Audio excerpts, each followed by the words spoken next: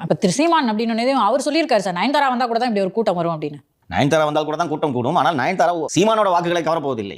விஜய் சீமானின் வாக்குகளை கவரப்போகிறார், இருக்கும் வாக்குகளையும் துடைத்து எடுக்க போகிறார். அதனால இந்த கொதி கொதிச்சானே பேசுறாரு. அதுதான் ரீசன் இருக்கு. எந்த பால் போட்டாலும் கோல் போட்டா என்ன சார் பண்றது?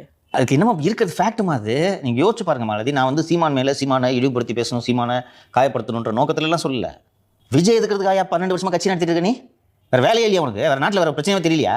விஜய் கேட்கறாருல, வெளிநாட்டு முதலீடா, வெளிநாட்டில் போய் முதலீடா, நீ கேட்க வேணா?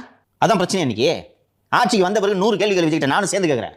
கட்சி ஆரம்பிச்சு 1.5 வருஷம் கூட ஆகல, அந்த கட்சி போய் சொன்ன பொழுதுக்கு நோண்டிக்கிட்டு இருந்தா. இப்போ நான் சொன்னேன் உங்கள்கிட்ட, சிக்கலை சொன்னேன்.